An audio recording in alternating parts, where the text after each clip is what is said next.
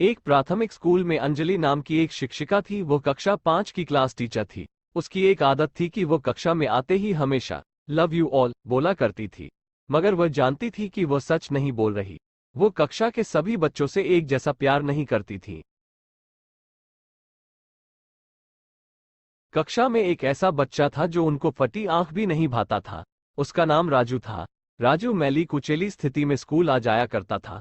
उसके बाल खराब होते, जूतों के बंद खुले, शर्ट के कॉलर पर मेल के निशान। पढ़ाई के दौरान भी उसका ध्यान कहीं और होता था। मैडम के डांटने पर वो चौंक कर उन्हें देखता, मगर उसकी खाली खाली नजरों से साफ पता लगता रहता कि राजू शारीरिक रूप से कक्षा में उपस्थित होने के बावजूद भी मानसिक रूप से गायब है, यानी प्रेजेंट बॉडी एब्सेंट माइंड। धीरे धीरे मैडम को राजू से नफरत सी होने लगी। क्लास में घुसते ही राजू मैडम की आलोचना का निशाना बनने लगता। सब बुराई उदाहरण राजू के नाम पर किए जाते। बच्चे उस पर खिलखिलाकर हंसते और मैडम उसको अपमानित करके संतोष प्राप्त करती। राजू ने हालांकि किसी बात का कभी कोई जवाब नहीं दिया था। मैडम को वह एक बेजान पत्थर की तरह लगता जिसके अंदर आत्मा नाम की कोई चीज नहीं थी।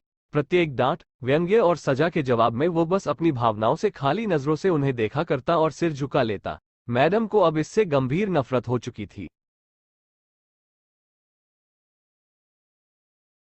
पहला सेमेस्टर समाप्त हो गया और प्रोग्रेस रिपोर्ट बनाने का चरण आया तो मैडम ने राजू की प्रगति रिपोर्ट में ये सब बुरी बातें लिख मारी।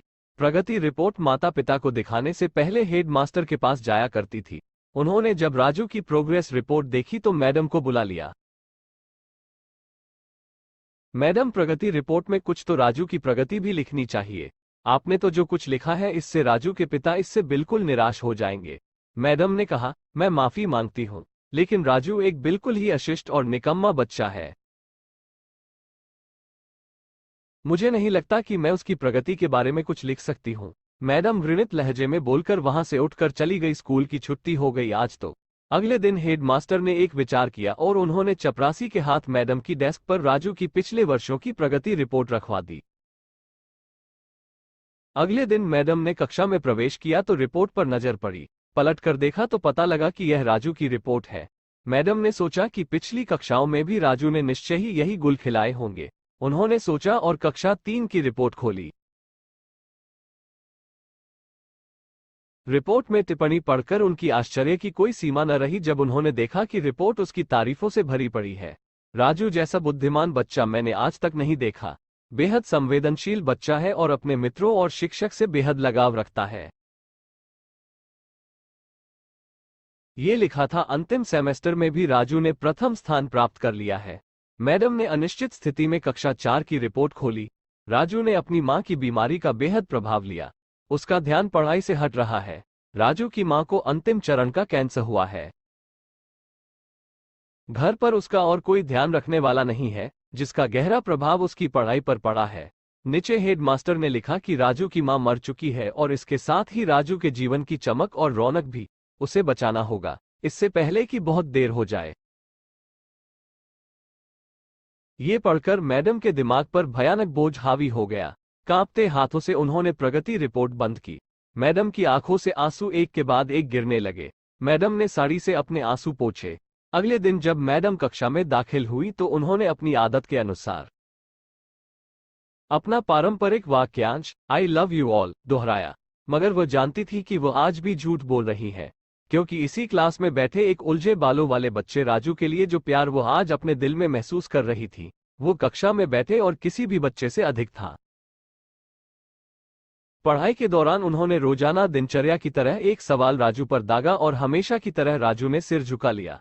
जब कुछ देर तक मैडम से कोई डांट फटकार और सहपाठी सहयोगियों से हंसी की आवाज उसके कानों में न पड़ी तो उसने अचंभे में सिर उठाकर मैडम की ओर देखा। अप्रत्याशित उनके माथे पर आज बल न थे, वो मुस्कुरा रही थी। उन्होंने राजू को अपने पास बुलाया और उसे सवाल का जवाब बताकर जबरन दोहराने के लिए कहा। राजू 3-4 बार के आग्रह के बाद अंततः बोल ही पड़ा। इसके जवाब देते ही मैडम ने न सिर्फ खुद खुशादाज होकर तालियां बजाई बल्कि सभी बच्चों से भी बजवाए। फिर तो ये दिनचर्या बन गई। मैडम हर सवाल का जवाब अपने आप बताती और फिर उसकी खूब सराहना तारीफ करती। प्रत्येक अच्छा उदाहरण राजू के कारण दिया जाने लगा। धीरे धीरे पुराना राजू सन्नाटे की कब्र फाड़ कर बाहर आ गया। अब मैडम को सवाल के साथ जवाब बताने की जरूरत नहीं पड़ती। वह रोज बिना त्रुटि उत्तर देकर सभी को प्रभावित करता और नए नए सवाल पूछकर सबको हैरान भी करता। उसके बाल अब कुछ हद तक सुधरे हुए होते, कपड़े भी काफी हद तक साफ होते, जिन्हें शायद वो खुद धोने लगा था। देखते ही देखते साल समाप्त हो गया और राजू ने दूसरा स्थान हासिल कर कक्षा 5वीं पास कर लिया, यानी अब दूसरी जगह स्कूल में दाखिले के लिए तैयार था। कक्षा 5वीं के विदाई समारोह में सभी बच्चे मैडम के लिए सुंदर उपहार लेकर आए और मैडम की टेबल पर ढेर लग गया। इन खूबसूरती से पैक हुए उपहारों में एक पुराने अखबार में बदतर सलीके से पैक हुआ एक उपहार भी पड़ा था। बच्चे उसे देखकर हंस रहे थे। किसी को जानने में देर न लगी कि यह उपहार राजू लाया होगा। मैडम ने उपहार के इस छोटे से पहाड़ में से लपक कर राजू वाले उपहार को निकाला। खोलकर देखा तो उसके अंदर एक महिलाओं द्वारा इस्तेमाल करने वाली इत्र की आधी इस्तेमाल की हुई शीशी और एक हाथ में पहनने वाला एक बड़ा सा कड़ा कंगन था, जिसके ज्यादातर मोती झड़ चुके थे। मिस ने चुपचाप इस इत्र को खुद पर छिलका और हाथ में कंगन पहन लिया। बच्चे ये दृश्य देखकर सब हैरान रह गए, खुद राजू भी। आखिर राजू से रहा न गया और मिस के पास आकर खड़ा हो गया।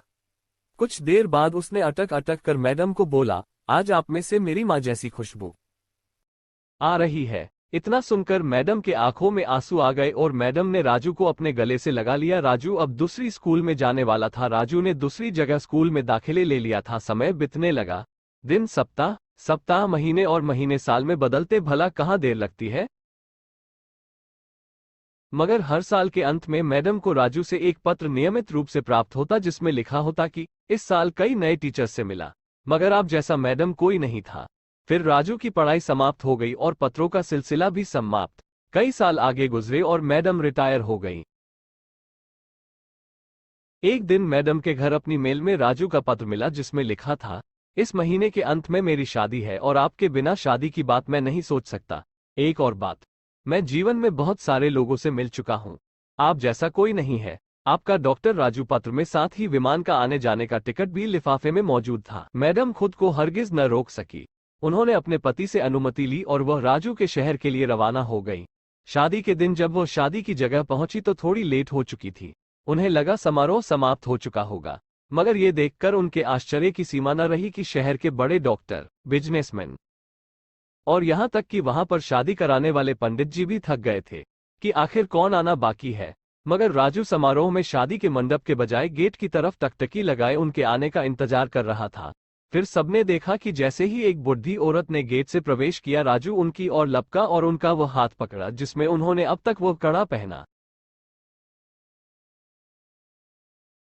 हुआ था और उन्हें सीधा मंच पर ले गया।